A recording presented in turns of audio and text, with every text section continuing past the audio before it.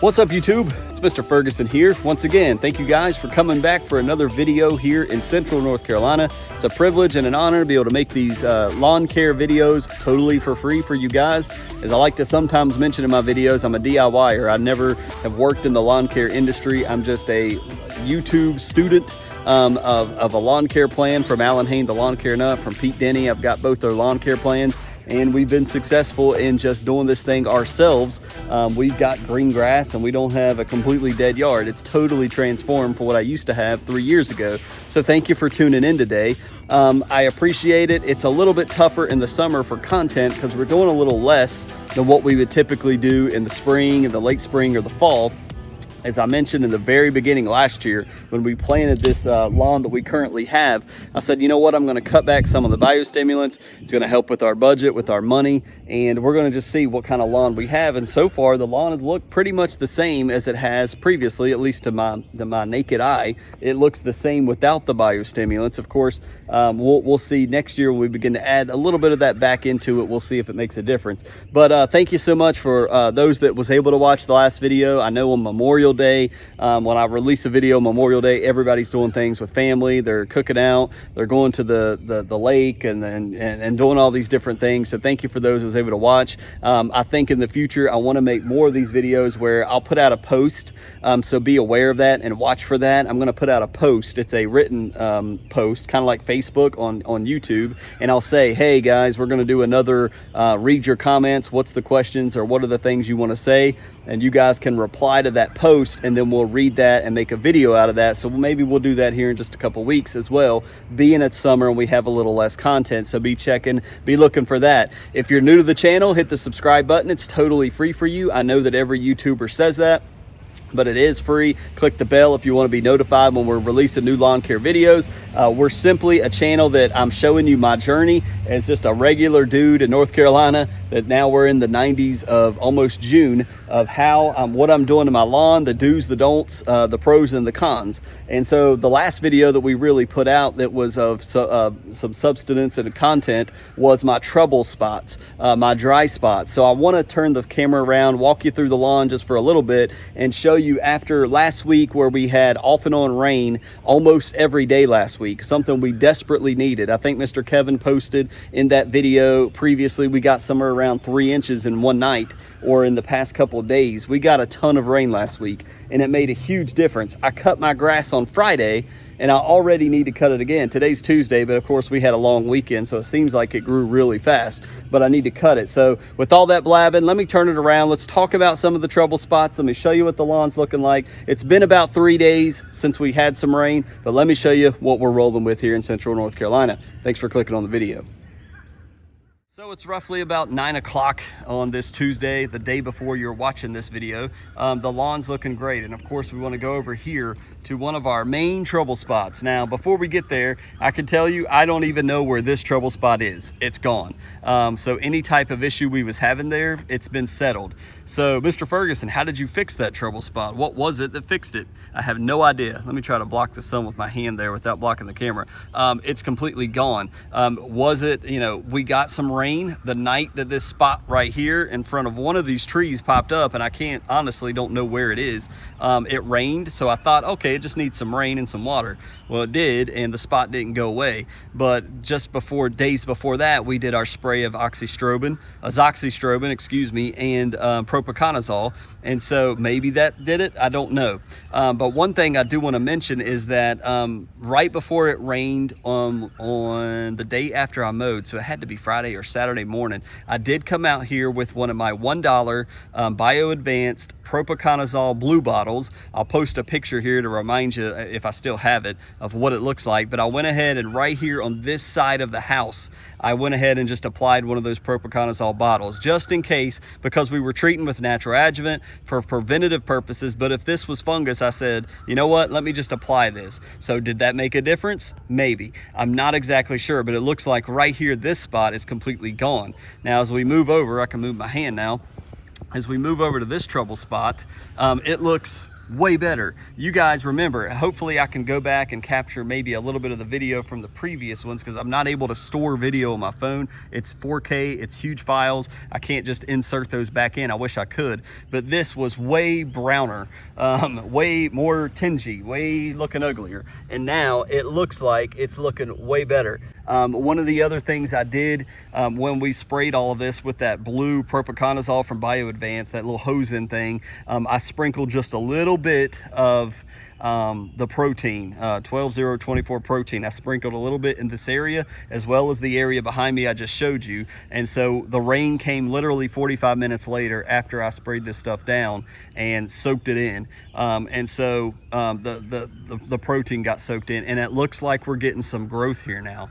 So where it had completely slowed down and stopped growing and it was very tingy and brown, I think either the azoxystrobin and propiconazole with the natural adjuvant, or it's just that additional BioAdvance with propiconazole, and with addition of moisture and natural rain, this is popping back up. And then the reason why I sprinkled a little bit of the protein there is just for that 12% nitrogen, the nitrogen to help push some growth. We want that stuff to grow. We want the fungus to grow out. Is that the best thing to do, Mr. Ferguson? I don't know. I've heard of people doing heavy, heavy nitrogen. I didn't want to go there, but it's looking way better than it was before. I can 100% tell you that. And when I slide back a little bit, it blends in a little better. You can still see how this is a little more lighter green. Remember, we've got the GCI spreader elite grass mainly out here, and then we've got more of the Jonathan Green and the turf type tall fescue back there. So that may be why you see a little bit of a difference in color, but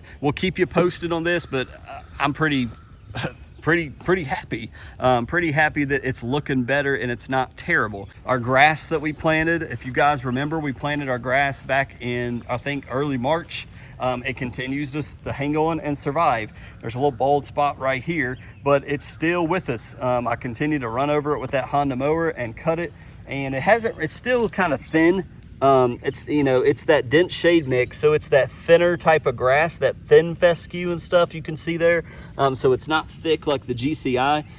It reminds me, believe it or not, it reminds me of West Virginia, my cousin's yard, the way they would have these finer, finer grasses up there in the mountains of Beckley, West Virginia. But it's hanging on. And again, we talked about don't plant grass in the summer. Well, it's like this almost all day. It's in the shade right here. This is dense shade mix, and we're in the shade almost all day because we have all of this leaf cover right here. So hey, it's worked. So again, if you're going to plant seed in the spring, back here, I think we would have been fine to plant some additional seed back here, in late spring, because look at all the leaf cover we have. I think it can survive it. But out here in the direct heat of the 90s and stuff, I don't think there's any way that seed would ever be able to survive. Everything's looking good and healthy, and we don't have any crazy outbreaks. If you do see some brown in my yard, it's like, okay, is that fungus? But a lot of it, guys, is Mr. POA. He is starting to finally brown up, and so there's patches of brown, but you see that right there. A lot of it is like some of the POA. There's some over here. If I just kind of squat down and show you, there's some of this POA right here that's starting to brown up here and there. There's little splotches of brown in my lawn. That's probably the same where you are. If you're getting the temperatures we're getting here in North Carolina, some of this POA annua you can see on the side of Mr. Brandon's yard right here, our property line. It's starting to brown up, and we've got splotches of brown in the yard because it's time for the POA to die off. That's why I took the bag off. The POA's dying off. It's weak. It's going away, and so everything seems to be looking pretty good. Currently, everything is looking pretty good. If you look way down at the end here, if I zoom in, you can still see just barely right here where a little bit of our solar green seed is dying off, but it's not spreading. It's not a bunch of seed dying off, as you can tell. It's looking fine right now with all the rain we got, over 3 inches. Everything is looking and jiving and feeling pretty good. But again, it's just like when we eat, and you're low on money, but you get that one good meal and you're like, oh man, I'm stuffed. But guess what? In a few, it's the, well, what about when I digest this food? I'm going to need more, and I don't have the money to. And so it's like we get all this rain, and it makes the lawn look great, and it greens it up with this protein. But we need more rain to come here soon, or else we're going to be right back in the same situation. As I mentioned, I hand water this section. I did some of that yesterday, and it's looking long. It's looking great over here on this little strip. I hand water all of this yesterday. It's looking good. No signs of fungus, no signs of browning. Everything is looking top notch, to be honest with you, for entering into June. So the roses have kind of taken a hit over there. They're not looking as great, but the flowers have really started to pop, especially, man, that purple one right there is looking really good. My wife's got her little Memorial Day spinners back there, but those purple flowers right there are really looking some kind of good. And so the flowers keep looking kind of good. Same thing over here in the front of the home. You can kind of see those flowers. They're looking pretty good. We got our little edibles right here that we continue to water. It's just something, you know, I'll come out and do when I'm watering some of the grass. We'll water some of the potted plants. But this strip is looking great. Nothing to report here of anything bad. This little bank right here by the neighbor's property line, sometimes this is stressed out a little bit. But as you can see, it's looking great. There's nothing here. All the rain just makes a huge difference when you get tons of rain like what we've needed. And of course, I'm a praying man. I pray to the Lord and say, Lord, please, we need the rain. Please don't let it be like last May where we don't have the water that we need. So ultimately, as you just kind of scan and just stand back and just look at the lawn, yes, it needs to be mowed, and maybe I should have waited to film this after I mowed so you could see a cleaner lawn, but everything is looking great, and our trouble spots are of no concern currently. But again, if we don't get the rain that we need, we can be looking at the same thing again. So that's the report from here in central North Carolina. So far, cow tide seems to be helping. Our azoxystrobin, our propiconazole, keeping the lawn clean and green and looking healthy. So that's the report here from central North Carolina. I was at my dad's over the weekend, and I'll put some pictures right here. I got out of the truck and was like, look at that. That's Mr. Brown Patch. He's trying to pop up in my dad's grass. If you guys recall, I think I mentioned it to you previously, he's got the Southern Gold Mix by Scott's.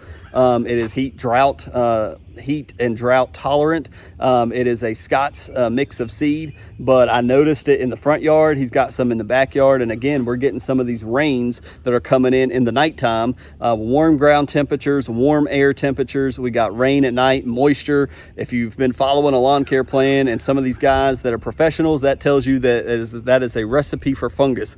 And so if you're not putting down preventative right now into your lawn, now is the time to do it. If you're not doing it, propiconazole is a cheaper thing that if you can't afford, azoxystrobin if you can't afford, Scott's Disease X. That's another one that I'd put down Scott's Disease X because it contains azoxystrobin, a very small amount, but I was fortunate enough to be able to buy the liquid this year, so I'm not putting the Disease X. But if you can't afford the bottle of azoxystrobin, look up Scott's Disease X. It contains in the ingredient, you'll notice, oh, I know that from Mr. Ferguson's channel, azoxystrobin. That's what Pete uses. And so that's why they say you can put that down with the combination of propiconazole. That's what a lot of people are using preventatively. But if you've got, like my dad, if you've got some brown spots, you need to hit it with propiconazole. You want to stop that disease from spreading, that brown patch. This is the time of year brown patch will pop up in a heartbeat. And if you're not using the fungicides, remember back on the story I told you guys where I thought some of these lawn care plans were just trying to get money out of us. Oh, I don't need to buy the fungicides. I just want to do the seeding and the liming and the fertilizer. I don't need to do all the bug stuff and the fungicide stuff. And sure enough, I got hit with fungus and said, what is happening to my lawn? Because I didn't put it down preventatively. I was reacting to it, and I was able to save the yard. I've never lost a yard to fungus, but you need to be on top of that. So if you're not on a lawn care plan, that's what I recommend. Look up Alan Hain, the lawn care nut. Look up Pete Denny, GCI Turf Academy. They both have great lawn care plans. If you're looking for something, they keep you on a schedule. They tell you week 1, do this, week 2, do this. And they just guide you along on the different months of the year on exactly what you need to be doing. And so hope that helps somebody out there. But thank you guys for tuning in. I know it's not the most exciting videos of all, but I wanted to show you the trouble spots. The rain makes a huge difference. I believe our fungicides are making a huge difference. I believe our calcium, our Caltide is making a big difference. And so we'll get out here. I'd planned another video for this Wednesday, but it's not ready yet. I'm waiting on the soil test to come in of what our protein is looking like. As soon as the soil test comes in, we'll take a look at that on the phone or on the computer. God bless you guys. Thank you for tuning in this Wednesday. Hope you make it a great day. We'll see you next time.